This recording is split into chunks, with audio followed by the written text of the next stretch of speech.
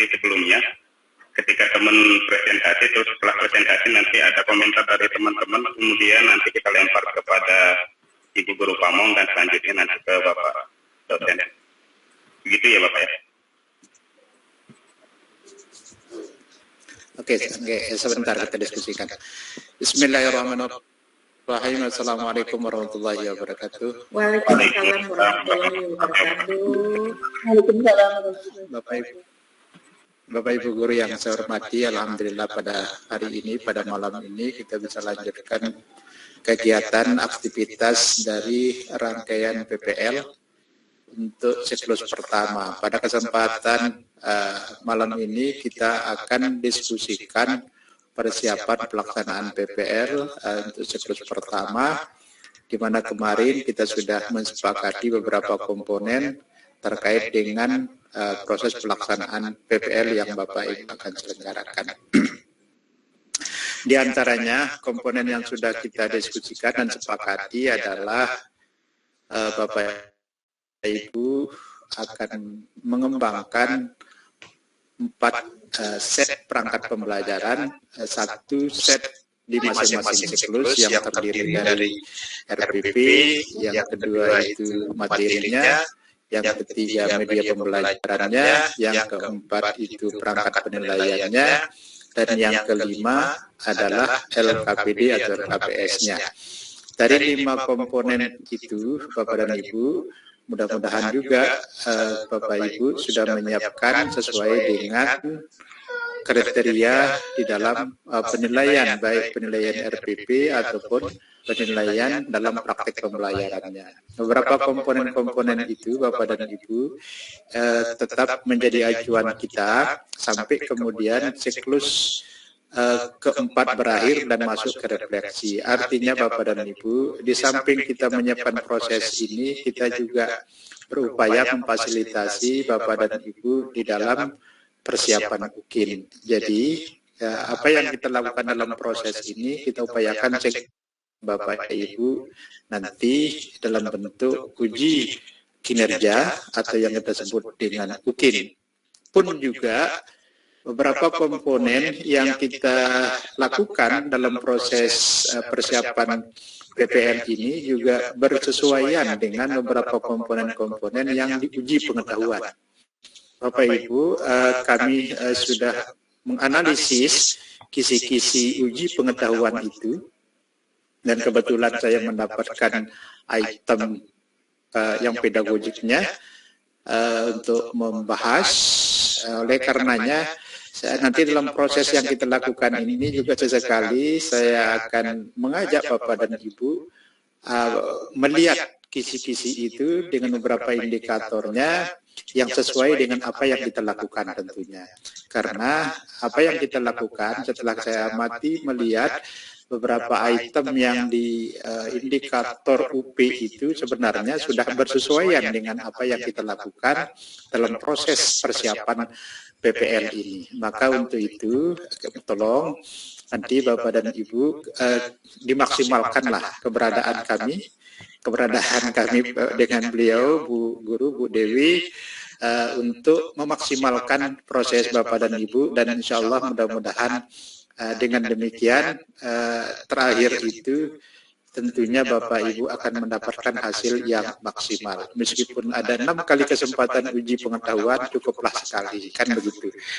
Itu semua sekali lagi Bapak dan Ibu memang butuh upaya maksimal. Nah untuk itu pada kesempatan ini sebagai bagian dari sebenarnya kalau kita mengikuti komponen dan struktur PTK kan ini bagian dari perencanaan.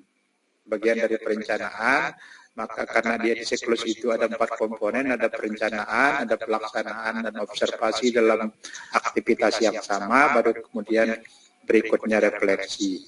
Tentu itu kemudian Bapak dan Ibu, apa yang kita rencanakan tentunya mengacu kepada 5 komponen itu. 5 komponen yang saya sebutkan dengan 1 set perangkat pembelajaran itu. Untuk itu, apa yang menjadi acuan kita di dalam menyusun 5 hal itu tentunya adalah peserta didik. Tiga biasanya yang menjadi bahan pertimbangan kita di dalam pengembangan itu peserta didik. Karena yang belajar itu peserta didik, bukan gurunya yang belajar pidato di kelas kan. Oleh karena itu, kondisi peserta didik, latar belakang peserta didik, kebutuhan belajar peserta didik, background knowledge atau prior knowledge of the student, the most important things. Untuk itu, maka harapan kita Bapak Ibu tentunya sudah memahami betul siapa dan apa kebutuhan peserta didiknya. Dan yang kedua adalah tentunya resource yang kita miliki. Resource yang kita miliki ini tentunya Bapak Ibu kami yakin apa yang Bapak Ibu miliki saat ini, ya apa yang kita sebut dengan teachers belief itu menjadi sangat penting. Sangat pentingnya dalam apa? Pengetahuan, pengalaman, Bapak Ibu juga sangat mempengaruhi apa yang Bapak Ibu kembangkan. Yang ketiga, komponen yang biasanya menjadi pertimbangan kita adalah situasi kondisi di sekolah masing-masing, ketersediaan dan dukungan.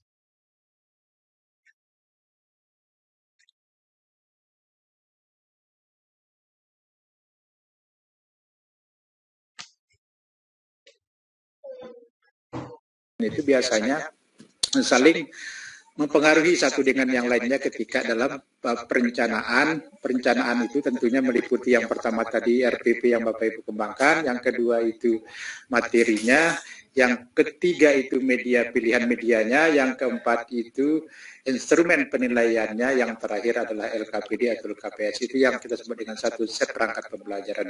Nah Bapak Ibu, ini bukan ujian, jadi mohon tidak merasa merasa diuji, tetapi kita saling melengkapi. Prinsip dasar kita adalah saling melengkapi, saling menyempurnakan, ya, bukan saling menyalahkan. Ya, ini prinsip yang harus dibangun dan mudah-mudahanlah kemudian menjadi karakter kita ke depan. Karena bagaimanapun profesionalisme itu salah satunya adalah reflective teaching, dari mana ya saling melengkapi, saling menyempurnakan itu adalah hal yang wajib, seakan-akan wajib dilakukan dalam proses bagaimana pengembangan profesionalisme itu. Saya pikir itu sebagai pembuka, kita lihat dulu nanti apa yang Bapak Ibu sudah lakukan. Sebelumnya kita mohon arahan sebelum dipresentasikan apa yang Bapak Ibu sudah lakukan. Silakan Bu Guru, Bu Dewi. Terima kasih Pak Dosen. Oke, bismillahirrahmanirrahim. Assalamualaikum warahmatullahi wabarakatuh. Waalaikumsalam warahmatullahi wabarakatuh. Alhamdulillah teman-teman semua kita bisa mendapatkan nikmat lagi ini. Nikmat untuk bisa kita bertemu ya, bersilaturahmi sekaligus berdiskusi untuk kegiatan kita sebelum Bapak dan Ibu nanti melaksanakan PPL. Bapak dan Ibu seperti arahan Pak Dosen tadi bahwa betul di sini kita bukan ajang untuk saling menyalahkan, tetapi kita saling melengkapi, saling memperbaiki. Saya mendampingi Bapak Ibu semuanya bukan berarti saya yang terbaik, tidak, tetapi mungkin saya lebih dulu mendapatkan pengalaman mengajar, lebih dulu mendapatkan pengalaman untuk menjadi pembimbing gitu kan bagi teman-teman yang dulu mengikuti kegiatan di K13 ataupun sekarang saya mendampingi Bapak dan Ibu sebagai guru pamong di dalam kegiatan PPG. Pada prinsipnya Bapak dan Ibu, kegiatan ini adalah kegiatan yang merupakan tugas pokok kita kan. Kita sebagai guru yang merencanakan, kita sebagai guru yang melaksanakan, dan kita sebagai guru yang mengevaluasi atau melakukan assessment. Akan tetapi Bapak dan Ibu, saya pribadi ya kadang suka merasa prihatin gitu ketika ada teman-teman yang selalu meminta misalkan ada nggak RPP yang sudah dibuat, boleh dong saya copy gitu kan, atau bolehkah saya pakai. Saya bukannya tidak mau untuk memberikan ya Bapak dan Ibu, saya sangat banyak membantu juga. Misalkan kalau Bapak dan Ibu butuh silahkan, saya akan berikan juga contoh misalkan yang RPP dipakai untuk UKIN dan sebagainya, itu untuk gambaran saja Bapak dan Ibu ya. Akan tetapi saya akan sangat menghargai kalau Bapak dan Ibu membuat sendiri, karena this is our lesson plan kan. Ini adalah rencana pembelajaran kita. Kita yang tahu karakter siswa kita seperti apa. Kita yang tahu sarana prasarana yang ada di sekolah seperti apa. Dan kita sendiri yang akan melaksanakannya nanti. Kita sendiri yang akan mengevaluasinya nanti. Jadi Bapak dan Ibu, disinilah kita sama-sama belajar sudahlah kalau misalkan kita pernah mengalami hal bahwa kita dulu pernah memakai rencana pembelajaran yang karya orang lain kemudian kita pakai begitu saja gitu kan tanpa dianalisis dengan kepentingan siswa kita, sarana prasarana. Sekarang mari kita sama-sama membuat rencana pembelajaran dan segala sesuatunya itu betul-betul berdasarkan dengan kebutuhan siswa kita. Bapak dan Ibu, kita semua sudah paham bahwa posisi kita sekarang ini mungkin kita memfasilitasi siswa di kelas ya, sebagai mentor, sebagai fasilitator. Peran kita mundurlah selangkah, biarkan mereka yang lebih aktif. Bukan kita satu-satunya yang memberikan informasi, tetapi mereka yang akan mencari informasi, mereka yang akan berpikir secara kritis.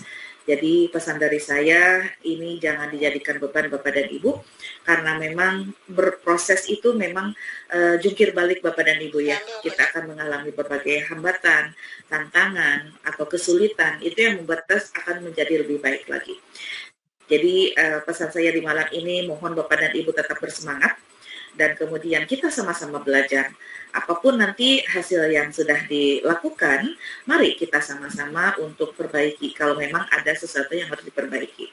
Dan untuk yang sudah bagus, dari awal saya mengapresiasi atas hasil usaha Bapak dan Ibu yang sudah melaksanakan ini dengan baik dari awal sampai sekarang. Ya.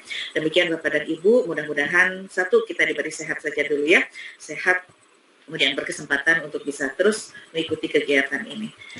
Demikian untuk pengantar dari saya, dan seperti yang sudah kemarin disepakati di antara teman-teman bahwa yang akan tampil sekarang ini adalah Ibu Dwi Rizka dengan Ibu Yuli. Silahkan, Bu Rizka sudah ada, Bu Yuli juga sudah ada. Ibu Rizka dulu mungkin ya, baru nanti ke Ibu Yuli. Oke, silahkan bisa dimulai Ibu Rizka.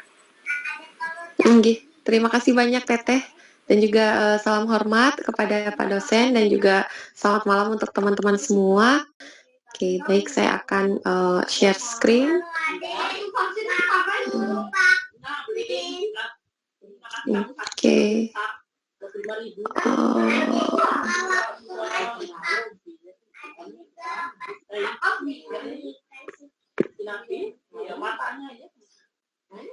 Matanya aja mau saya. Oke, sebentar. Saya belum tahu nih apakah sudah terlihat.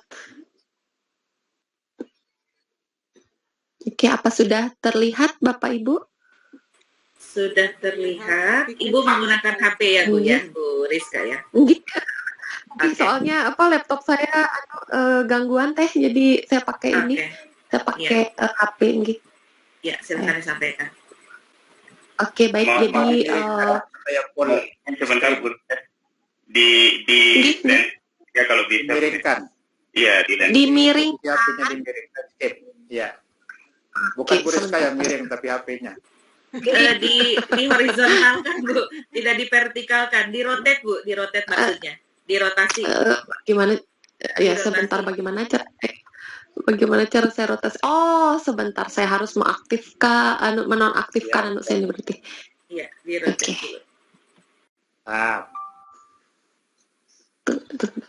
Oke.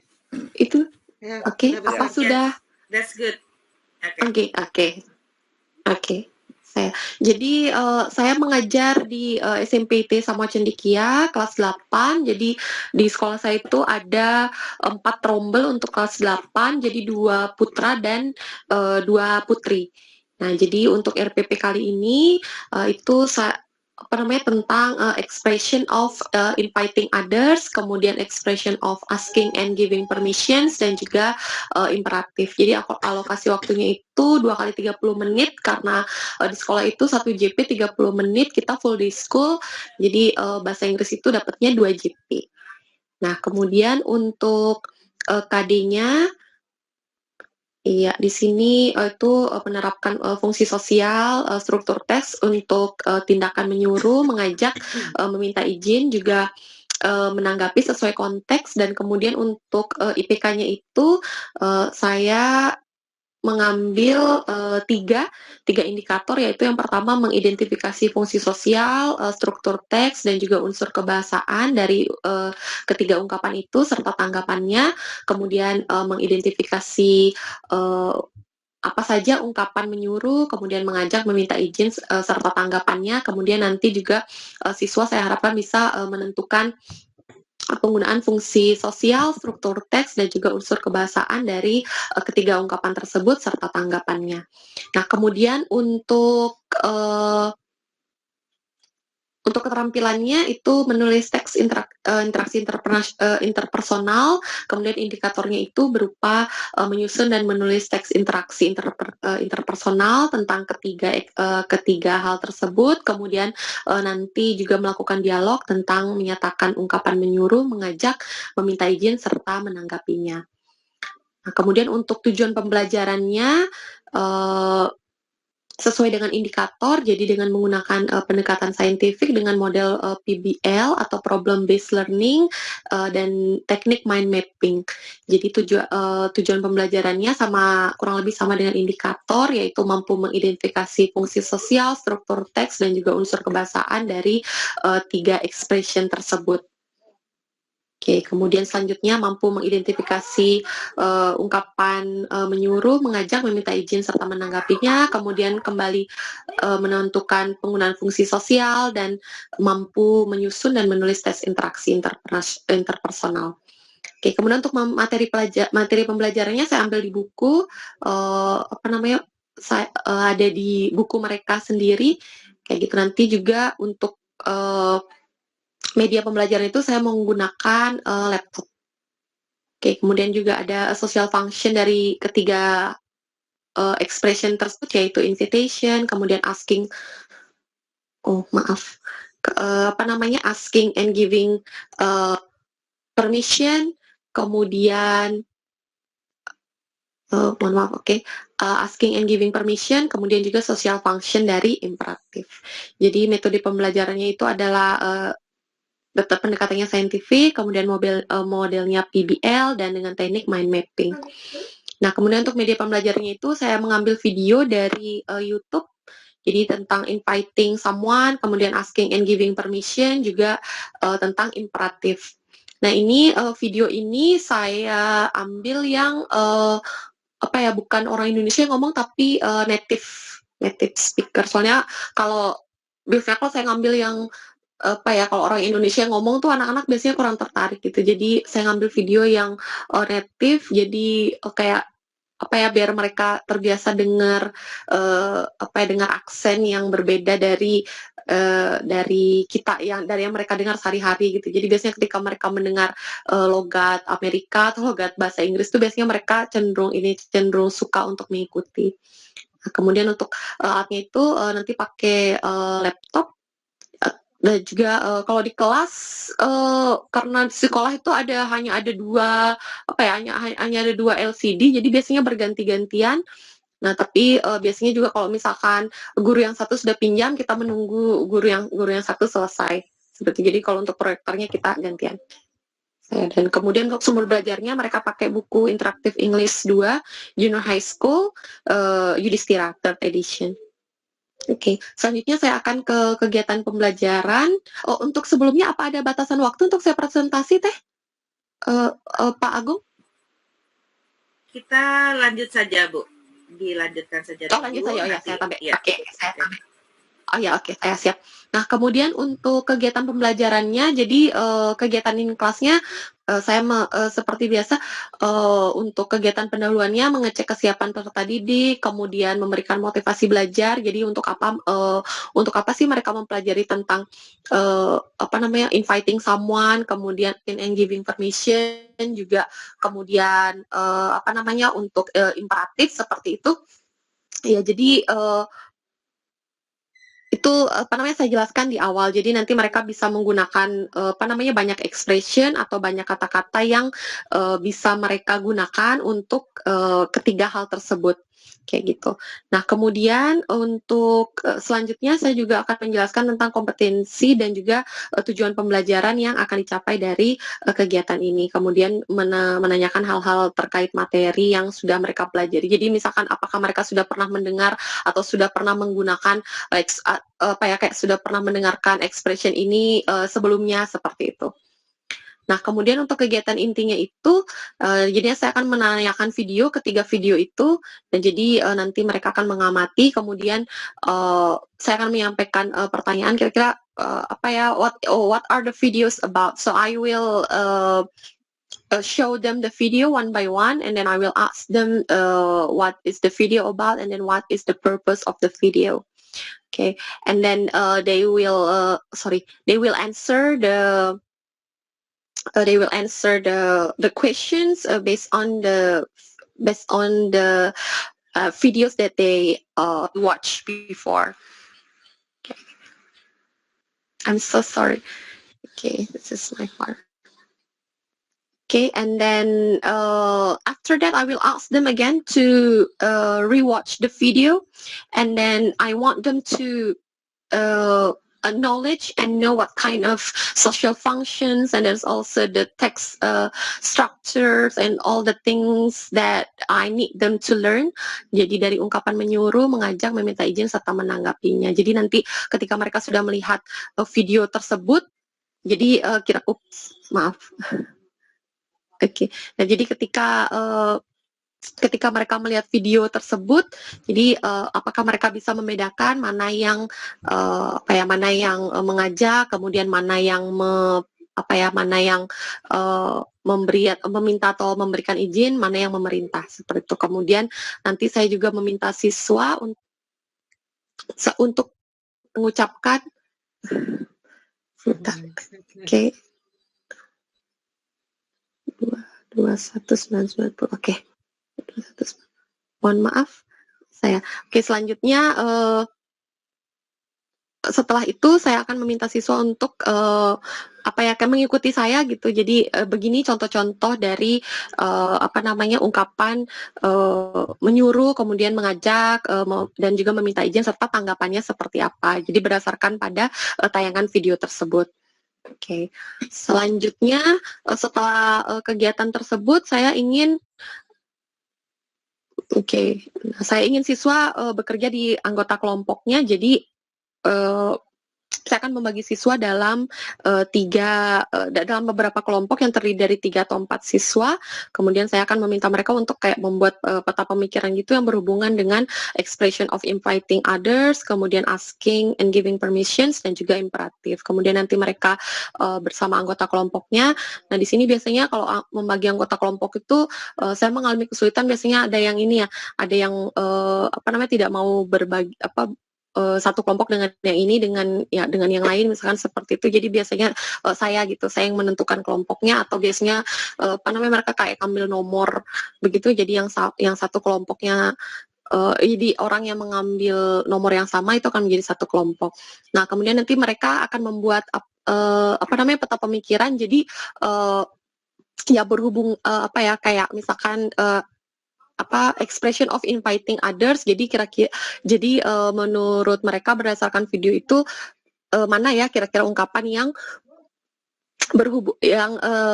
sesuai dengan expression yang saya minta, seperti itu. Kemudian nanti setelah itu mereka akan mempresentasikan hasil peta konsep mereka terkait dengan expression yang saya minta bersama dengan anggota kelompoknya. Nah, setelah dari situ, ketika saya melihat mereka bisa untuk memetakan mana expression yang satu dengan expression yang lain, saya memberikan mereka latihan dialog dan meminta siswa untuk melengkapi dialog sesuai dengan expression yang tepat. Jadi kemudian siswa menjawab latihan dialog tersebut. Nah, kemudian setelah itu saya juga setelah melakukan activity tersebut, saya mengarahkan siswa untuk menulis dialog yang sederhana. Harusnya saya tulis ini dialog sangat sederhana gitu. Jadi sebuah dialog yang sangat sederhana untuk expression yang menyuruh, mengajak, meminta izin, serta menanggapinya. Nah, kemudian di sini saya minta siswa untuk mengerjakan ini secara individu, nanti saya lengkapi.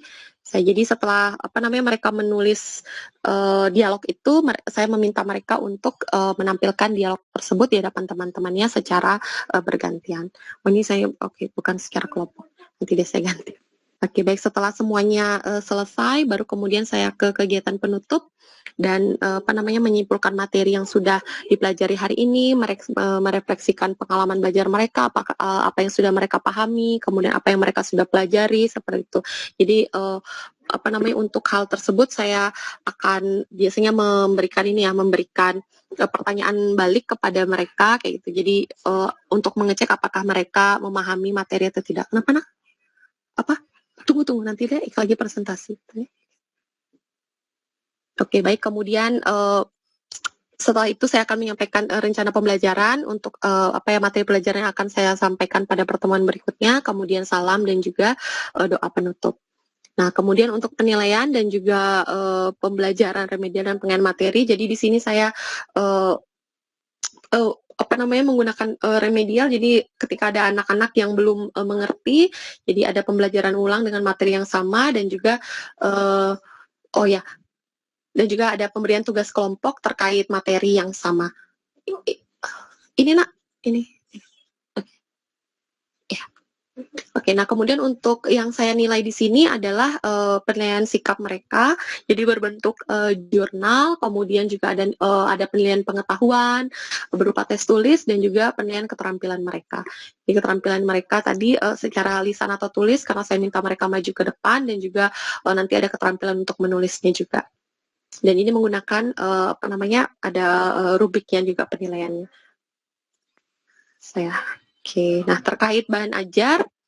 Jadi bahan ajar di sini menggunakan peta konsep, jadi terkait fungsi sosial, kemudian struktur teks dan unsur kebahasaan dari expression yang saya minta seperti. Jadi struktur teks ketika meminta ketika mengundang, kemudian struktur teks ketika mereka meminta izin, kemudian kemudian untuk meminta atau memberikan izin seperti itu.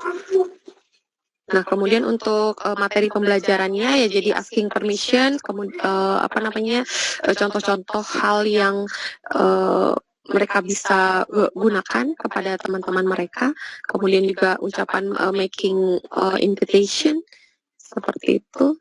Jadi would you come atau might you want to go along with us, kemudian accepting invitation, jadi menerima ataupun menolak menolak ajakan atau menolak undangan, jadi ada di sini. Nah, kemudian ada juga vocabulary building untuk ulangan, jadi kosakata yang umum biasanya ada yang mereka temukan pada invitation. Juga kemudian imperative sentence itu berupa kalimat yang menyuruh oleh kemudian ciri-ciri imperative text dan jenis-jenisnya seperti itu. Kemudian jadi direction, kemudian contoh kalimat suruhan, menyuruh. Nah sumber materinya dari buku dan juga ada dari youtube.com. Jadi nanti saya akan lengkapi untuk linknya. Nah untuk LKPD siswa, jadi untuk materi ini, jadi untuk di activity 1 ada videonya, kemudian pertanyaan-pertanyaan yang saya munculkan. Nah, kemudian untuk activity kedua itu saya minta tadi mereka untuk membuat peta konsep dari expression yang saya minta, kemudian melengkapi dialog yang saya berikan. Jadi misalkan kalau untuk invitation itu bentuk formal sama informalnya berbeda seperti itu. Kemudian mereka juga saya minta untuk melengkapi dialog sesuai dengan expression yang tepat. Ini tentang inviting others, kemudian asking and giving permissions juga sama. Kalau asking and giving permission, saya minta mereka untuk mengatur kata-kata yang bukan mengatur, ya mengatur kalimat rumpang yang ada di dalam dialog untuk menjadikannya dialog yang baik dan benar. Oke, kemudian kalau untuk imperatif menjodohkan match the first column to the second one.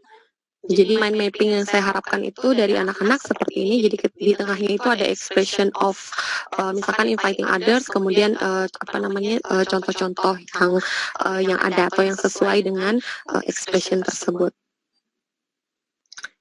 Oke, selanjutnya ya untuk instrumen evaluasi. Jadi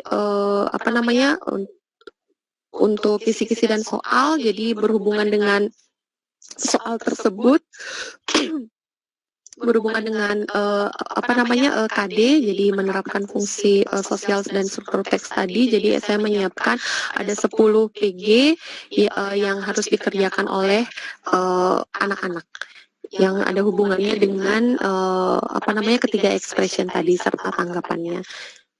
Jadi untuk nomor 1 sama 2 tentang ungkapan menyuruh, mengajak, meminta izin serta tanggapannya, yang lainnya juga sama. Seperti itu, dan kemudian sama seperti yang lainnya bahwa ini ada jawabannya. Kemudian untuk pengskorannya atau memberi skornya ya juga sama, rubrik penilaiannya jadi skor perolehan dibagi skor maksimal kali 100. Kayak gitu. Nah, kemudian untuk ya di buku mereka juga ada learning journalnya. Jadi sejauh mana sih mereka yang mereka pelajari dari unit ini gitu. Jadi mereka bisa memberikan checklist di di kolom yes atau no. Jadi sejauh mana pemahaman mereka tentang pencapaian kompetensi di chapter ini. Kemudian untuk penilaian sikapnya juga ada, jadi percaya diri, disiplin, kerjasama, dan jujur. Jadi percaya diri di sini kayak misalkan mereka ketika saya beri pertanyaan mampu menjawab gitu, tidak malu-malu seperti itu. Kemudian disiplin, tidak ribut atau tetap tetap baik di dalam kelas. Kemudian kerjasama, apakah mereka bisa bekerja sama gitu dengan teman-temannya, dan juga jujur kayak gitu. Oke, di sini ada poinnya dari 1 sampai 5. Nah, kemudian ini lembar penilaiannya juga, dan untuk keterampilannya itu seperti tadi menulis teks dan juga menyusun dialog. Jadi ada apakah fungsi sosialnya tercapai, kemudian strukturnya tepat, nilai bobot skornya 86 sampai 100. Kemudian jika fungsi sosialnya tercapai kemudian strukturnya kurang tepat, poinnya 71 sampai 85 kayak gitu. Kalau di kasus kelas saya, alhamdulillah sih tidak ada yang tidak bisa sama sekali gitu. Hanya saja memang mereka kurang percaya diri gitu, kayak malu, takut untuk memberikan jawaban gitu, karena keseringan ini disalahin sama teman-temannya gitu. Jadi kalau untuk yang benar-benar tidak bisa bahasa Inggris sih sebenarnya tidak ada, hanya saja yaitu tadi misalkan cenderung takut salah seperti itu. Jadi tapi pun kalau misalkan kayak misalkan saya minta mereka untuk nulis atau untuk maju ke depan, ya mereka biasanya tetap meminta yang lebih bisa gitu untuk menyampaikan jawaban yang benar. Itu yang saya ingin saya coba gitu, saya membuat kira-kira bagaimana caranya ketika mereka mempresentasikan itu semuanya bisa dapat giliran seperti itu. Ini assessment rubriknya untuk fluency language-nya, bahasa mereka ketika maju ke depan. Jadi kayak itu grammar, vocabulary, contact, jadi dan juga performance mereka. Jadi eye contact, facial expression, dan juga gesture. Nah, untuk keterampilannya saya ambil di buku mereka juga. Jadi mereka merespon tentang permintaan ini, yang meminta izin tergantung dengan situasi. Jadi ketika ada percakapan misalkan may I open the door, and then the answer is no, so what will they react or give a response to this kind of permission? So what will they say if the okay, if the answer is no, and then what will they say if the answer is yes? So I will measure that kind of things from them. And then the second one is I want them to write down some short dialogues about inviting someone. So for example, like if they have like an event such as a birthday party, or they have such like a small event in their house, so what kind of expressions that they use, I want them to kind of write it in very short dialogues, and then they will show me how they write it down within their groups or within themselves. Oke. Baik, itu saja dari saya, Bapak Ibu. Saya mohon sekali untuk diberikan saran terkait dengan rencana pembelajaran saya. Baik, terima kasih. Saya kembalikan ke moderator. Wassalamualaikum warahmatullahi wabarakatuh. Waalaikumsalam warahmatullahi wabarakatuh. Ya, terima kasih untuk Bu Rizka. Jadi saya kembalikan. Pak Zam, izin saya untuk mengomentari pertama, nanti minta tolong dilengkapi sama Pak Zam. Oke, jangan ini dulu ya, biarkan ya. Bu Rizka, saya ingin bertanya dulu sama Bu Rizka. Untuk materi ini di dalam program semester Ibu mengalokasikannya berapa JP untuk yang expression of inviting others, expression of asking and giving permission dengan yang imperatif ini. Di program semesternya berapa JP, Bu? Kalau di program semester saya, karena saya cuma dapat jamnya sedikit, Teteh, jadi saya saya usahakan itu dalam berapa 2 atau 3 kali pertemuan. Tapi tidak pernah saya taruh di RPP ini, Teh. Kalau program saya rencana saya 2 sampai 3 ya, jadi kan kita secara administrasi gitu ya. Kita lihat kalender pendidikan, kita lihat program guna, materinya apa saja dalam 1 tahun itu, baru kita pecah ke dalam program semester. Nah, maksud saya begini, Bu. Ibu mengalokasikan waktu untuk 3 ini yang di sub ya, ada 3 bukan, ada inviting others, kemudian asking, giving permission dengan imperatif itu dalam waktu 60 menit. Nah, pertanyaan saya, do you think it is enough? No, it will be completed in 60 minutes. Nah, itu kan makanya. So, kalau misalkan Ibu menganggap ini tidak akan bisa tercapai dalam 60 menit, maka Ibu bisa menggunakan alokasi waktunya 3 kali pertemuan. Satu pertemuan itu kan 2 JP ya, 2 JP-nya 60, berarti 3 dikali 60 menit. 3 dikali 60 menit. Oke, jadi pertemuan pertamanya mungkin nanti fokus ke dalam expression of inviting others. Iya, pertemuan keduanya baru ke asking and giving permission. Kemudian yang ketiganya baru ke yang instruction. Kalau misalkan saya ini aja, yang imperatif ini kan memberikan instruction. Ya, imperatif memang imperatif yang diajarkan, tetapi kalau di dalam transaksionalnya di situ adalah untuk memberikan instruksi. Oke. Sekarang begini, Ibu. Coba kita lihat ke KD dengan IPK-nya. Oke, stop dulu. Ya. Oke, Bapak Ibu semuanya, tidak hanya ke Ibu Rizka saja. Di 3.4 coba kita amati dulu ya. Di situ kan menerapkan. Menerapkan itu adalah sudah di level C3 ya. Sudah di level C3. Kemudian Ibu Rizka di sini mengambil untuk bridging-nya mengidentifikasi dulu, it's okay. Bagi saya tidak apa-apa. Sebelum ke menerapkan mengidentifikasi dulu. Oke, it's okay, tidak apa-apa. Cuma intinya, Bu Rizka ya, di sini kan KD yang minimalnya itu kan siswa mampu menerapkan. Menerapkan itu KKO-nya apa saja? Ibu sudah mengambil di sini ada menentukan bisa, atau minimal sama dengan yang bunyi di KD-nya ya, menerapkan. Bisa menentukan atau bisa menerapkan fungsi sosial, struktur dan seterusnya. Mohon diingat untuk Bapak dan Ibu, kita jangan menghilangkan konteks yang ada di dalam KD. Di sini konteksnya adalah teks interaksi interpersonal lisan dan tulis. Nah, di situ ya. Jadi tolong ini jangan dihilangkan karena ini konteks ya. Konteks Bapak dan Ibu untuk mengembangkan RPP-nya. Ada teks, interaksi, interpersonal, lisan dan tulis. Ya, itu jangan dihilangkan untuk di indikatornya. Kemudian Bapak dan Ibu. Berarti di Ya, Bu Rizka. Berarti di indikatornya itu tetap ditaruh ini ya, apa namanya, tes interaksi interpersonal. Ya, itu kan konteks dari ungkapannya kan, konteks dari ungkapannya. Jadi tes interaksi interpersonal. Kalau interaksi itu kan ada interpersonal, ada transaksional gitu kan.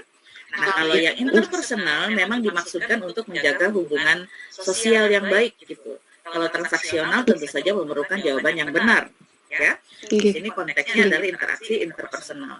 Memang nanti siswa akan melakukan dialog atau contohnya juga saya lebih suka dalam bentuk dialog dulu ya untuk yang ini materi. Oke, nah kemudian di sini jadi mengidentifikasinya satu saja mungkin ya Bu ya, 3.4.1 mengidentifikasi yang struktur teks, fungsi sosial, struktur teks dan unsur kebahasaan, teks interaksi, transaksional, interpersonal dan seterusnya. Kemudian untuk yang 3.42-nya bisa menentukan. Nah, menentukan atau menerapkan, boleh ya. Dan karena kita dituntut untuk melakukan pembelajaran yang higher order thinking skills, berarti kan tidak cukup di level C3, karena C1 sampai C3 itu kategorinya LOTS. Jadi untuk bisa ke higher order thinking itu berarti harus masuk ke menganalisis, mengevaluasi, dan meng-create. Berarti Ibu bisa tambahkan satu lagi untuk IPK-nya yaitu menganalisis di situ. Dan untuk yang keterampilannya, di sini kan ada menyusun dan menulis. Maksud Ibu menyusun di sini, menyusun ini ya Bu ya? Menyusun atau rearrange, maksudnya rearrange itu ya? Ya. Oke. Mohon nanti diindikan lagi, diluruskan lagi sama Pak Azam. Bapak dan Ibu, kalau menyusun atau rearrange, apakah dia akan rearrange words into sentence atau rearrange sentences into a good paragraph, itu masih di ranah pengetahuan. Kalau di ranah keterampilan, itu sudah dalam bentuk produk. Apakah produknya dalam bentuk writing, ataukah produknya dalam bentuk speaking? Nah, jadi saran dari saya untuk Bu Rizka, untuk keterampilannya mungkin menulis saja, menulis teks interaksi interpersonal tentang, dan yang 4.42-nya yaitu mengkomunikasikan atau melakukan dialog. Nah, seperti itu ya Bu ya, itu saran dari saya. Kemudian boleh turun lagi Bu. Tujuan pembelajaran nanti menyesuaikan ya Bu ya, tujuan pembelajaran menyesuaikan dengan perbaikan yang sudah barusan kita diskusikan. Kemudian saya ingin melihat ke model pembelajaran. Ke model pembelajarannya. Kalau tadi saya tidak salah mendengar bahwa Ibu menggunakan model pembelajaran PBL. Nah, sekarang coba kita lihat di kegiatannya Bu. Kita lihat di kegiatannya. Di kegiatan inti, kegiatan. Nah, sebentar dulu. Nah, Bapak dan Ibu, ketika kita menggunakan pendekatan saintifik, it's okay. Semuanya juga mencerminkan pendekatan saintifik.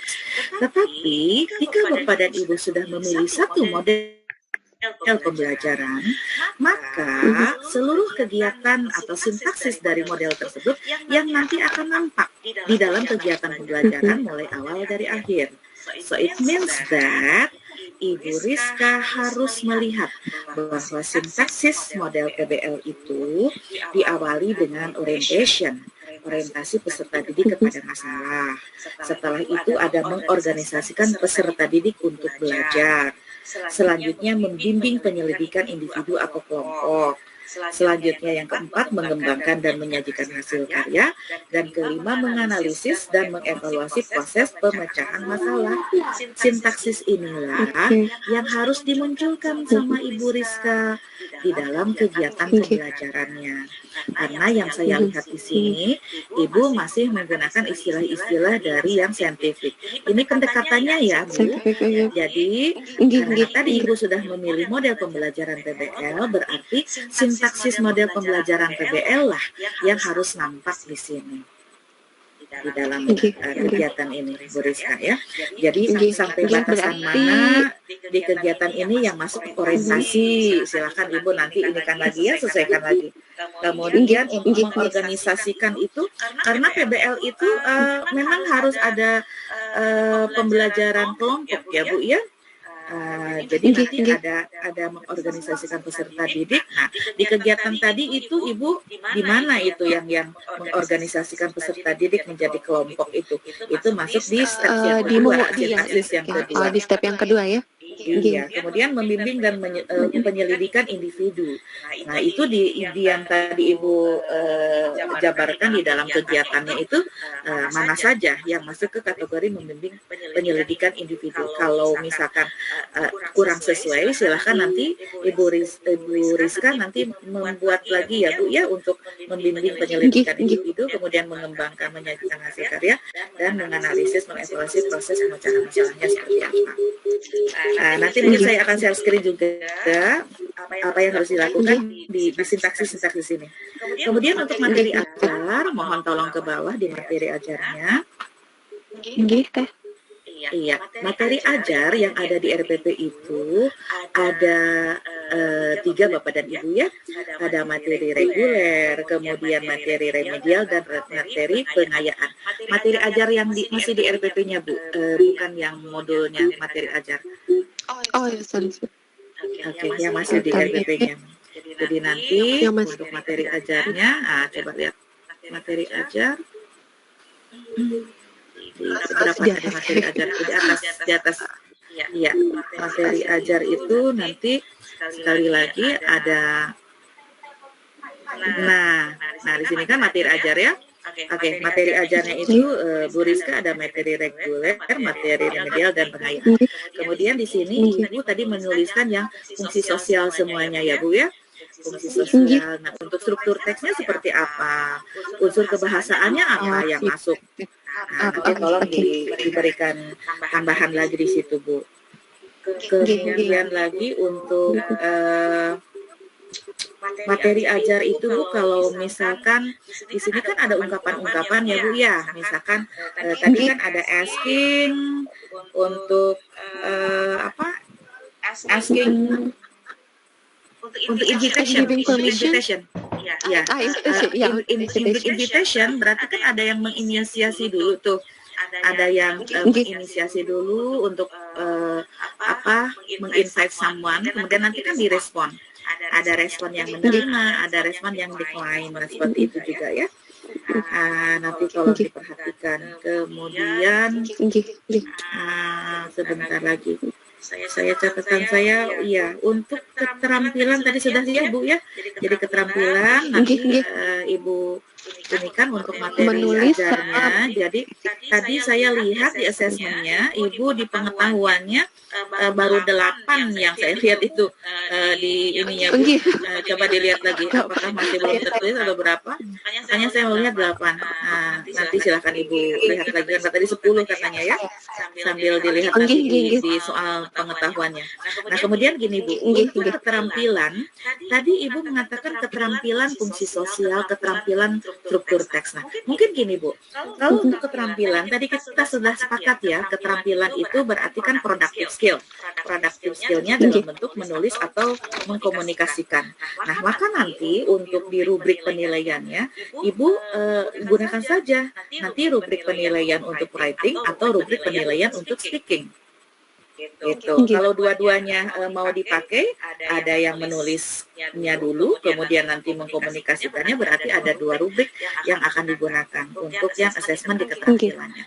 Jadi di keterampilan itu seperti tadi Ibu ada soal keterampilan. Nah, saya agak bingung gitu soal keterampilan untuk menentukan ekspresi yang sesuai. Tapi Ibu mengatakan itu soal keterampilan. Kalau keterampilan tidak dalam bentuk soal seperti itu Bu. Kalau yang seperti Ibu tayangkan tadi itu masih ranah ke pengetahuan. Jadi siswa bisa menentukan. Iya, di situ siswa bisa menentukan kan?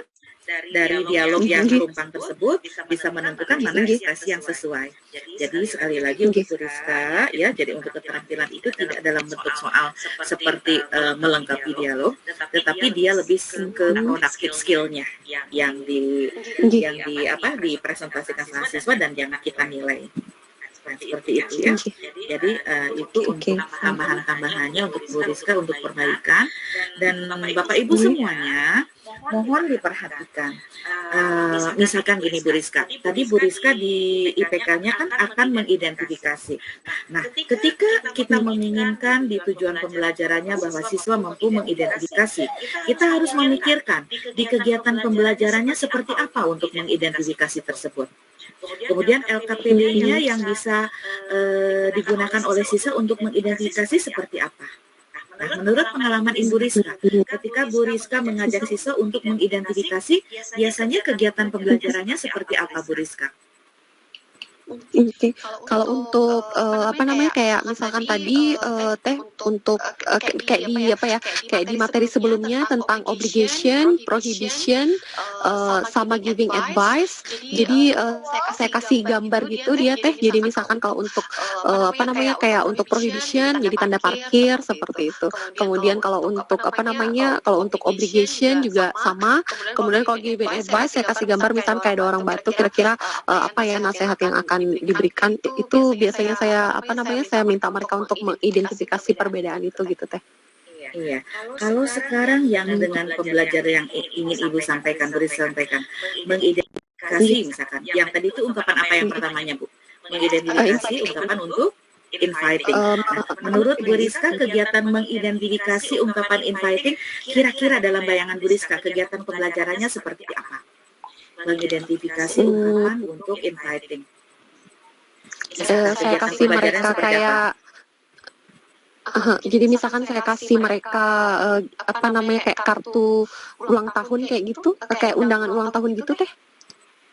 Saya kasih tunjuk mereka kayak gitu, kemudian saya minta mereka kira-kira ini tentang apa, kemudian kalimat apa yang muncul di dalam kartu itu. Oke. Bisa nggak kayak gitu? Mungkin kalau misalkan kita berangkat dari dialog ya Bu ya, dari dialog untuk mengamatinya. Ibu kan tadi menggunakan model pembelajaran problem based learning.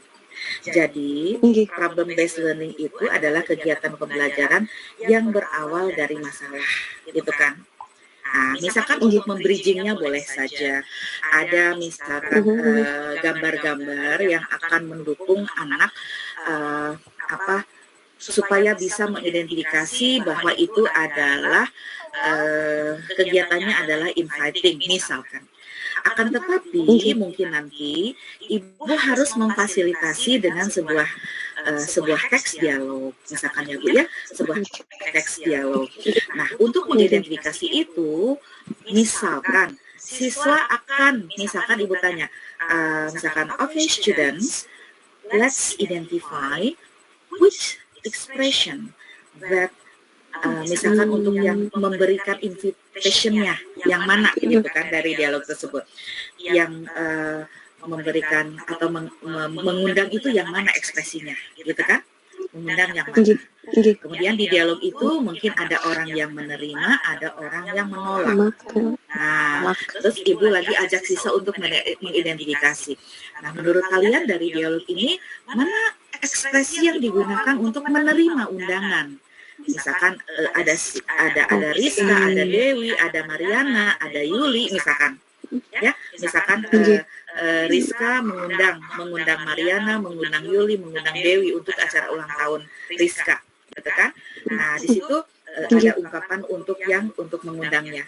Kemudian nanti misalkan yang menerima itu Mariana dengan Yuli dengan berbagai ekspresi untuk menerima undangan seperti apa gitu kan ya Bu ya.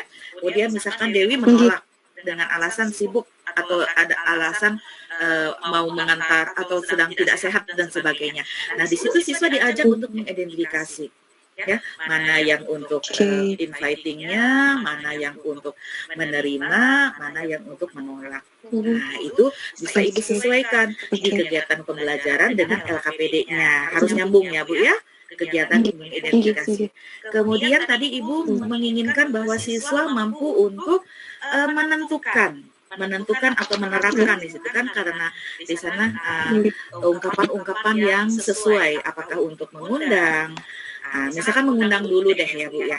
Menurut bayangan Ibu Rizka, kegiatan pembelajaran supaya siswa bisa menentukan ungkapan untuk mengundang, merespon bersedia atau merespon tidak bersedia, itu seperti apa dalam bayangan Ibu Rizka di kegiatan pembelajarannya?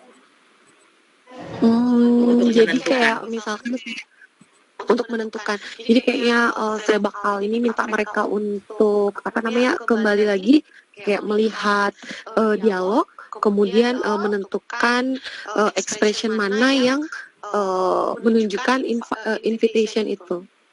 Oke. Nah, mungkin saya kasih gambaran ya untuk Bu Rizka. Iya. Jadi untuk kan tadi sudah mengidentifikasi ini. Siswa sudah tahu ya mana yang untuk mengundang, mana yang untuk merespon menerima, dan merespon untuk menolak. Mengidentifikasinya sudah selesai. Nah, untuk menentukan itu bisa dalam bentuk informational gap. Jadi informational gap itu bisa dalam bentuk kegiatan, ada dialog yang dirumpangkan. Misalkan informasi yang didapat si A, yang dirumpangkan ini, yang di dialog B dirumpangkan ini. Nanti si akan bertanya, untuk yang ini kamu bisa nggak memberitahu saya misalkan apa ekspresinya? Atau selain informational gap seperti itu, bisa nanti Ibu menyediakan dialog rumpang dan ada kotak di bawah lagi untuk suplemennya, untuk memasukkan ya, untuk supply-nya. Gitu, untuk yang supply ke dalam dialog rumpang tersebut. Dan nanti mohon nanti jangan pas, misalkan kalau dirumpangkan 5, kasihlah 6 gitu kan, untuk yang untuk mensuplainya itu Bu, untuk pilihan-pilihannya itu. Nah, itu bisa dikategorikan sebagai kegiatan untuk menentukan. Kalau siswa sudah bisa menentukan mana ungkapan untuk mengundang, mana untuk merespon, yang mengiyakan atau mana yang menolak, itu berarti sudah mampu mereka untuk menentukan. Nah, kemudian untuk menganalisisnya, yang dianalisis kan tadi ada fungsi sosial, struktur teks, dan unsur kebahasaan. Oke. Nah, jadi mungkin nanti untuk kegiatan menganalisis itu, Ibu Rizka bisa memberikan sebuah teks dalam bentuk dialog boleh, dalam bentuk invitation juga boleh. Nanti yang akan dianalisis itu apa? Fungsi sosialnya, misalkan dialog untuk birthday party misalkan, kan nanti ditanyakan untuk yang fungsi sosialnya itu, misalkan what is the purpose of the text, gitu kan? Itu dikasih tabel Bu, dikasih tabel. Jadi untuk yang mengidentifikasi fungsi sosialnya, Ibu tanyakan misalkan what is the purpose of the text, nanti siswa akan melihat teksnya, kemudian menganalisis yang mana, baru nanti menuliskan di dalam tabel tersebut. Kemudian untuk yang struktur teks, silahkan nanti Ibu di dalam teks yang Ibu ingin analisis itu, apakah dalam bentuk dialognya ataukah dalam bentuk invitation card-nya, apa yang ingin dianalisis oleh siswa di dalam strukturnya itu. Kan beda ya Bu ya, dalam bentuk dialog dengan dalam bentuk yang tulisan invitation. Kalau di invitation kan biasanya ada inviting-nya, siapa inviting-nya, kemudian ada occasion-nya, kemudian ada venue-nya, ada time-nya, kemudian nanti ada inviter-nya siapa. Nah, itu dalam strukturnya. Nah, kemudian di unsur kebahasaan, mungkin nanti Ibu lihat, coba lihat di silabusnya lagi, unsur-unsur kebahasaan apa saja yang masuk di dalam inviting someone tersebut. Nanti siswa akan menganalisis dalam bentuk dialog lisan misalkan seperti apa, dan di dalam yang bentuk tulis invitation card itu seperti apa. Nah, itu saja mungkin ya saran dari saya. Boleh saya kirim sekarang ke Bu Rizka? Boleh. Jadi saya stop sharing dulu.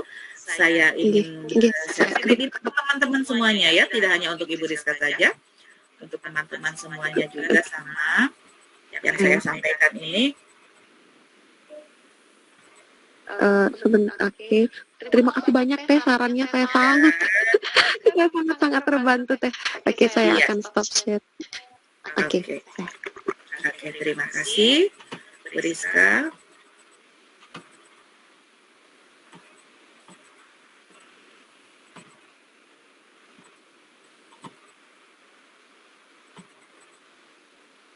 Ya, jadi untuk teman-teman semuanya, ini tidak untuk Bu Rizka saja, sekali lagi ya, bahwa ketika kita sudah memilih satu model pembelajaran, misalkan tadi kita memilih model pembelajaran yang problem-based learning, jadi inilah yang harus nampak di dalam kegiatan pembelajarannya. Sintaksis inilah nanti yang harus Bapak Ibu tuangkan di dalam RPP-nya.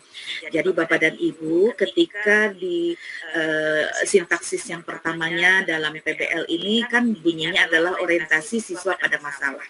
Jadi di sini pertama-tama guru akan menjelaskan tujuan pembelajarannya, kemudian menjelaskan perlengkapan yang dibutuhkan.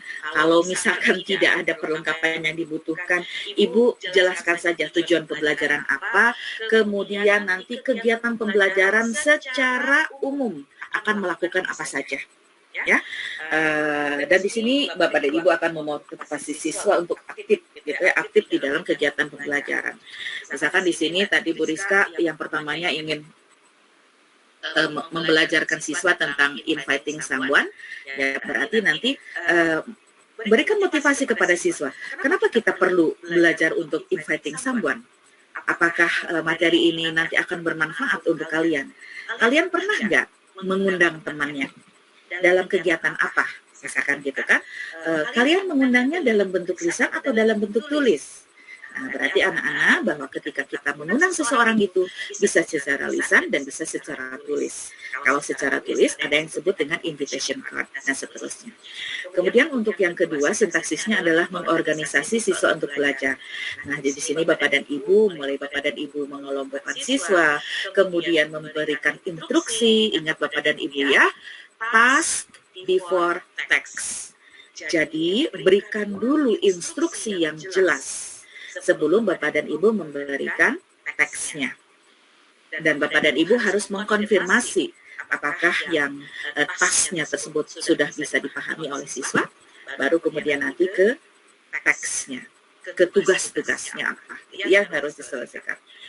Kemudian yang ketiga, membimbing penyelidikan individual dan kelompok.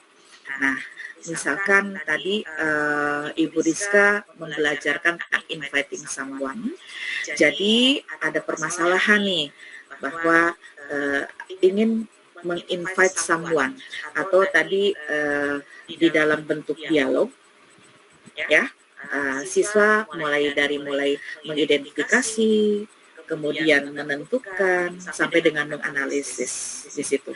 Di sini masih dalam ranah membimbing penyelidikan individu dan kelompok. Karena di sini kita sebagai guru berperan untuk mendorong siswa mengumpulkan informasi yang sesuai. Ya, kalau eksperimen tidaklah kita lakukan di situ ya, tetapi nanti lakukan kegiatan-kegiatan yang ada di dalam tas-tasnya untuk yang tadi tujuannya yang Bu Rizka tadi ya, mengidentifikasi, kemudian menentukan dan menganalisis. Kemudian di sintaks yang keempatnya adalah mengembangkan dan menyajikan hasil karya. Nah, di dalam tahap ini, Bapak Ibu guru nanti membantu siswa untuk menyiapkan presentasinya. Di sini laporannya dalam bentuk presentasi kan. Presentasi misalkan tadi di keterampilannya mampu untuk menyusun dialog, kemudian menyajikan hasil karyanya. Apakah untuk yang keterampilannya akan disajikan di papan tuliskah, pakai kertas buffalo yang besar gitu kan, ataukah nanti siswa akan mempresentasikan dan menyajikannya dalam bentuk tulisan dialog, ya silahkan disesuaikan saja. Dan yang terakhir, menganalisis dan mengevaluasi proses pemecahan masalah. Di langkah terakhir ini, Bapak dan Ibu membantu siswa melakukan refleksi dan evaluasi terhadap kegiatan-kegiatan yang sudah mereka lakukan. Jadi misalkan Bapak dan Ibu bertanya, anak-anak di bagian kegiatan apa yang anak-anak senangi? Di bagian kegiatan apa yang anak-anak mendapatkan kesulitan? Kenapa sulit? Kan apa yang membuat anak-anak sulit? Nah, kemudian kalau setelah refleksi seperti itu, baru nanti melakukan evaluasi ya terhadap kegiatan atau proses pembelajaran yang sudah dilewati. Nah, jadi untuk teman-teman semua dan Ibu Rizka juga, karena tadi memilih problem berarti nanti ada 5 sintaksis yang harus masuk di dalam RPP-nya. Seperti itu Bapak dan Ibu ya. Jadi saya menginginkan Bapak Ibu semuanya, ketika Bapak dan Ibu sudah memilih satu model pembelajaran, semuanya memang pendekatannya saintifik ya Bapak dan Ibu. Tetapi nanti untuk yang model pembelajarannya silahkan sesuaikan dengan sintaksis yang memang seharusnya urut-urut sekuensnya yang ada di dalam model pembelajaran tersebut. Pak Zam, Pak dosen, mungkin itu yang bisa saya sampaikan untuk Bu Rizka. Silahkan untuk penguatannya kepada Bu Rizka dan kepada teman-teman semua. Mangga, silahkan Bapak. Oke, terima kasih Bu Dewi. Bu Rizka, terima kasih atas penyajiannya ya. Kita diskusikan apa yang Bu Rizka sudah rencanakan ini. Dan begitu selesai perencanaan ini Bapak Ibu diperbaiki ya, diperbaiki. Mudah-mudahan nanti bisa kemudian kita lanjutkan diskusinya di ruang kolaborasi sehingga sinkronus dan asinkronus itu yang menjadi bagian dari atau model dari e-learning bisa terlaksana dengan maksimal. Bapak Ibu yang saya hormati, saya memulai dari yang pertama itu di rumusan KD. Saya setuju dengan apa yang beliau sampaikan bahwa di penilaian itu karena tuntutannya sampai ke HOTS, maka ya silakan Bu Rizka bisa menambahkan satu IPK lagi untuk memenuhi HOT itu ya, dan saya pikir itu sangat memungkinkan Bu Rizka bisa melakukannya. Kita lihat kalau sejenak saja misalnya ya, Bapak Ibu bisa fokus ke kita sejenak saja, kita bisa mengingat kembali ya, mengingat kembali yang punyanya belum. Ini sebenarnya rancangan saya coba sintesis berbagai teori, tetapi kita fokus ke belum saja. Kita lihat ya Bapak dan Ibu, ini yang sedang kami lakukan, yang sedang saya lakukan ya, yang sedang saya lakukan dalam proses penelitian di mata kuliah yang saya bina sekarang ini, semester ini, dan insya Allah mudah-mudahan lah bulan depan berakhir. Tadi itu kan di KD 3 itu Bu Rizka sampai di sini ya, level 3, dan disarankan oleh beliau tadi Bu Guru ke naik sedikit saja di analyzingnya, apalagi tadi Bu Rizka juga sudah menyampaikan sebenarnya kemampuan awal dari peserta didik itu sudah lumayan lah, ya tidak ada modal. Jadi tidak memulainya dari nol sama sekali, saya pikir bisa dinaikkan grade-nya ya Bu Rizka, karena di KD-nya memang sampai di sini, yang tapi kan kita paham KD itu kompetensi dasar, artinya ya kemampuan minimal lah. Tapi kalau misalnya kita mampu mencapai yang lebih tinggi dengan kemampuan peserta didik kita tadi itu, maka ya kita bisa naikkan. Dan itulah yang saya maksud, bahwa salah satu pertimbangan di dalam menentukan RPP itu adalah kan prior knowledge atau background knowledge of the student. Kita setuju itu. Berikutnya tadi kalau misalnya mau masuk ke creating, ada di situ apa beliau di KD 4 misalnya menyusun kalimat itu menjadi satu paragraf atau kata menjadi suatu kalimat, masih dalam tataran ranah ketiga ke-6 ya, ranah ke-6, tingkatan yang ke-6, maksud saya bukan ranah tetapi level ke-6. Daripada belum itu itu mungkin bisa dilakukan, bisa dikategorikan, bisa dikelompokkan ke sana, meskipun kemudian kita memahami bahwa antara pengetahuan dan keterampilan itu pada prinsip dasarnya kan hampir-hampir tidak bisa dipisahkan, meskipun dia pada ranah yang berbeda. Nah, oleh karena itu, karena ini interpersonal teks, ya Bu Rizka ya? Ini Bapak. Ya, interpersonal teks, kita memahami bahwa pengelompokan teks itu kan ada 4, ada interpersonal, transaksional, short functional text, dan long functional text. Tadi dikatakan bahwa interpersonal text itu kan prinsip dasarnya adalah how to maintain social relation. Kata kuncinya adalah how to maintain social relation. Kalau transaksional itu kan exchange, kata kuncinya. Maka disyaratkan dalam aktivitas pembelajarannya itu tentunya ya pilihannya itu kalau KD3 Bu Rizka mungkin di pikiran saya katakan mungkin itu kan Bu Rizka juga punya pertimbangan tertentu untuk bisa saja mengambil apa yang saya maksudkan ini, atau mungkin ada pertimbangan lain sehingga bisa mengambil hal yang lain.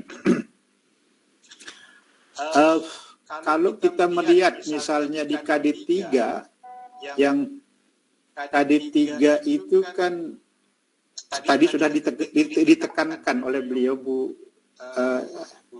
Dewi, konteks itu tidak dihilangkan di IPK. Maksudnya itu teks lisan dan teks tulis. Oke, kalau di KD3 teks lisan itu kan dalam rangka, kalau di konteksnya Bu Rizka itu adalah how to recognize expression, recognizing expression.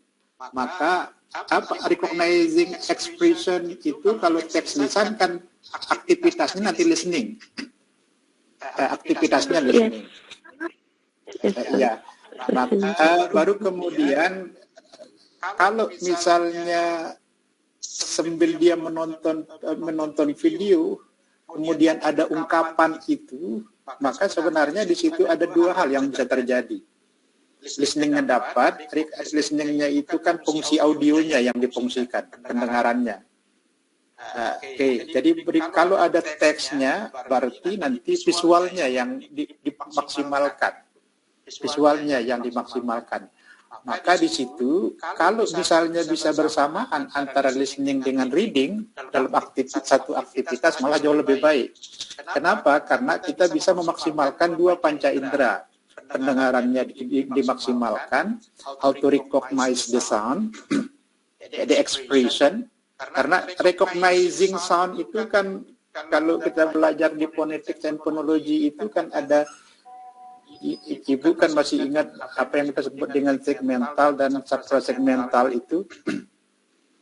Stress and tone placement itu kan akan kelihatan, apalagi kalau misalnya ini interpersonal text atau transactional text, di mana harus ditekan. Ya kan orang ngomong itu kan tidak datar terus gitu kan, apalagi kalau misalnya asking permission dalam bentuk interrogatif. Nah, interrogatif kan kalau yes no question, di mana letak stressingnya?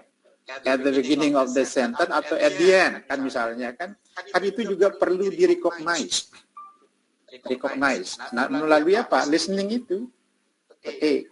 Kalau misalnya juga ada tulisannya, berarti ini how to synchronize sound and letter, simbol dari bunyi itu. Karena ini kan kesulitan peserta didik itu ketika bunyinya lain dengan bacaannya dengan bahasa Indonesia, kan biasanya kesulitannya di situ. Maka dengan pemanfaatan video itu mudah-mudahan Bu Rizka bisa memaksimalkan kedua panca indera itu melalui 2 aktivitas, listening dengan reading itu. Ya. Listening dengan reading itu, recognizing, dan itu adalah bagian dari linguistic input. Kita masukkan dulu jenis-jenis ungkapan itu. Ungkapan apa? Asking permission dan giving permission itu kan akan masuk dulu. Maka bagian dari proses apa yang disebut dengan tadi itu building knowledge of the field, kalau konsep yang lama ya yang kita punya.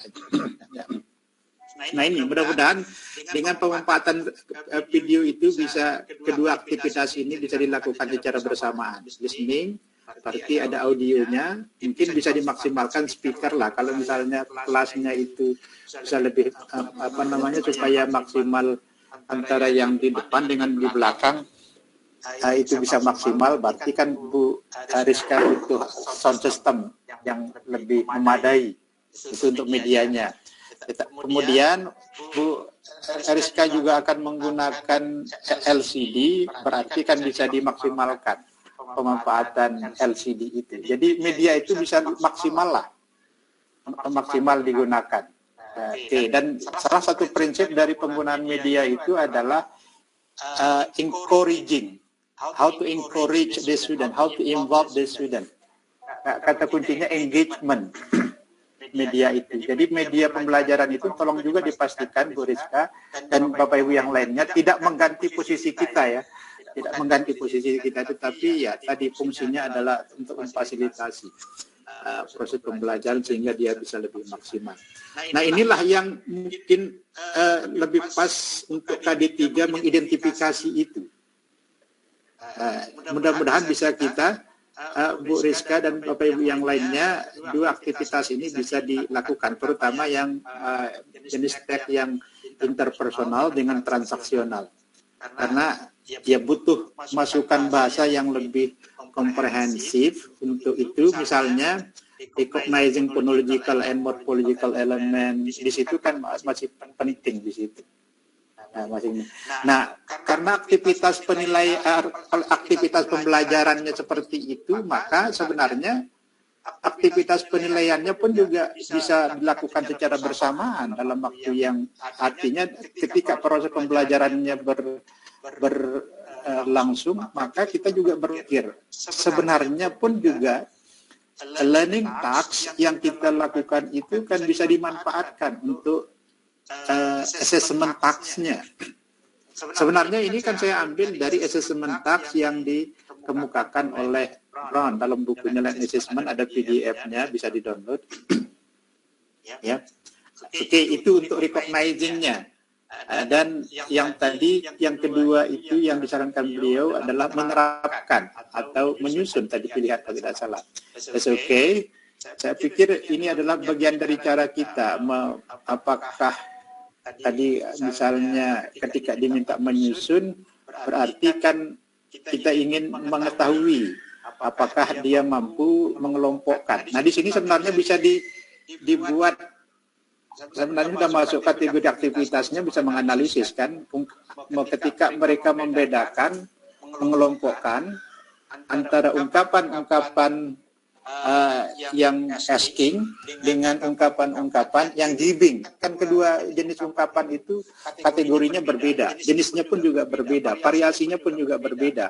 Maka ketika mereka peserta didik itu mengelompokkan, kan tidak mungkin akan mampu mengelompokkan kalau dia tidak paham. Ya, itu kan butuh analisis.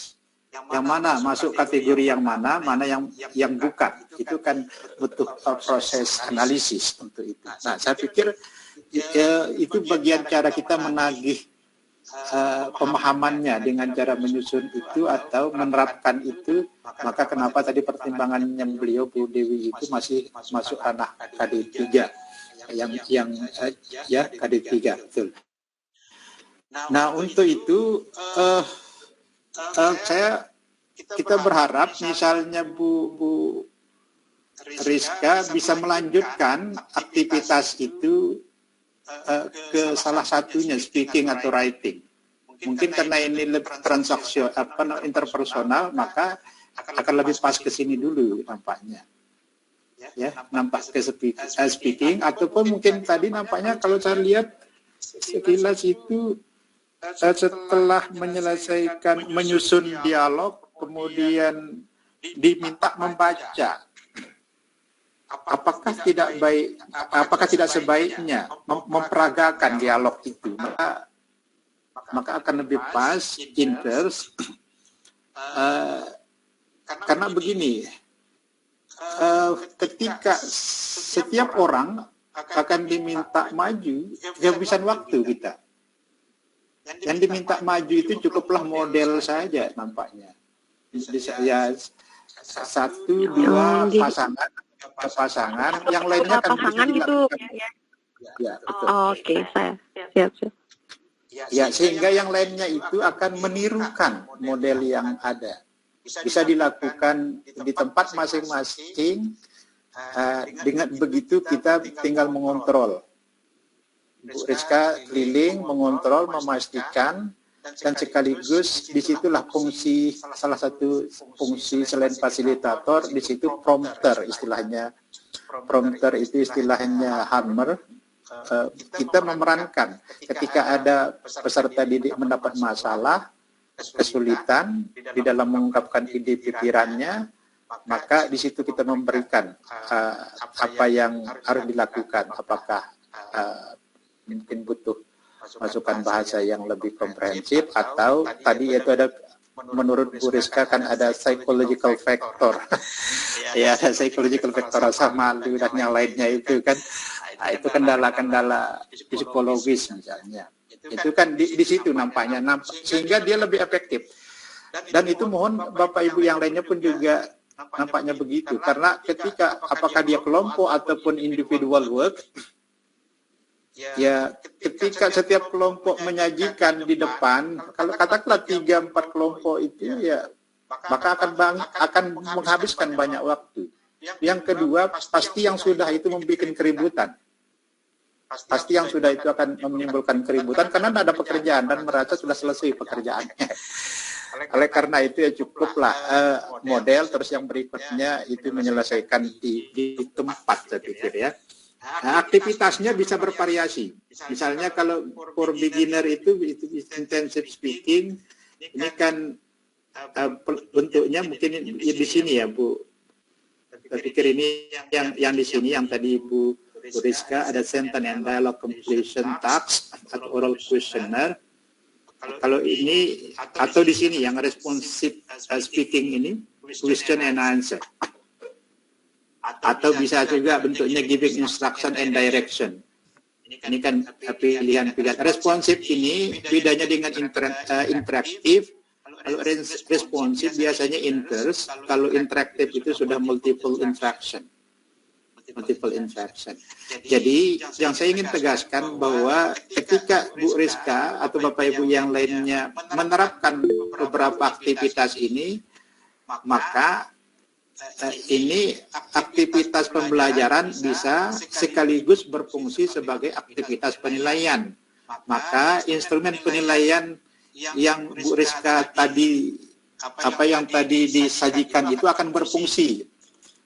Nah, kalau dengan aktivitas yang tadi nampaknya instrumen penilaiannya belum bisa difungsikan. Kenapa? Karena kan hanya membaca, tidak ada proses interaksi.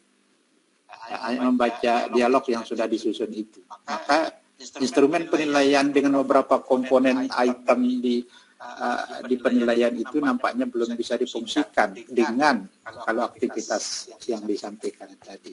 Maaf, nanti ini mungkin bisa jadi pertimbangan Bu Rizka dan Bapak Ibu yang lain ketika pembelajaran interpersonal check atau transaksional. Itu mind mapping teknik Bu Riz. Ini kira-kira mind mapping itu mungkin perlu ditambahkan clue-nya Bu ya, di pikiran saya supaya tidak terlalu rumit. Ya, clue-nya juga misalnya tadi kalau asking, mungkin asking permission, nah, itu clue-nya 1. Jadi cabangnya itu paling tidak 2 lah, di situ kan cabangnya. Cabang pertama. Terus cabang berikutnya baru kan nanti variasinya, variasi ungkapannya apa saja, kan gitu ya.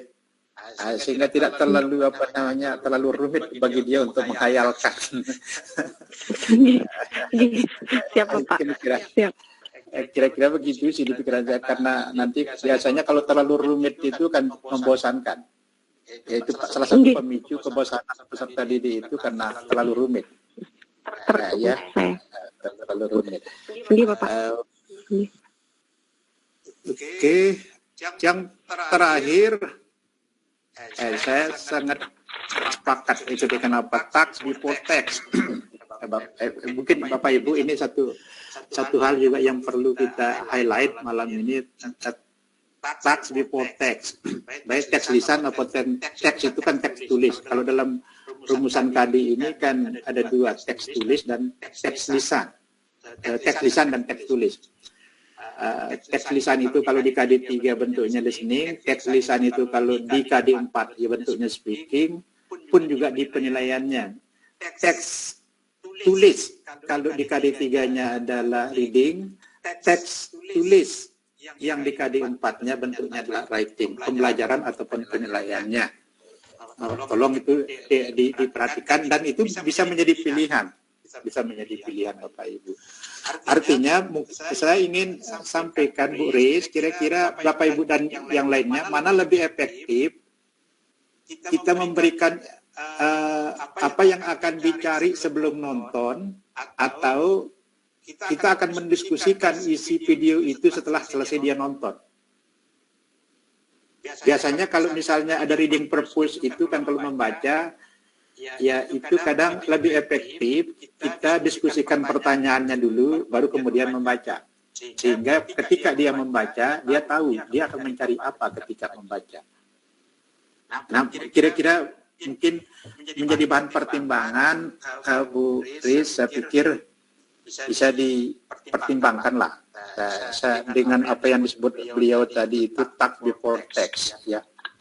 Saya pikir itu sebagai tambahan saja, dan pada prinsipnya apa yang sudah disampaikan oleh beliau, dan mumpung saya ingat lagi tadi itu yang ini yang common, bukan common error tapi ya sekedar mungkin mistik saja ya, bukan error.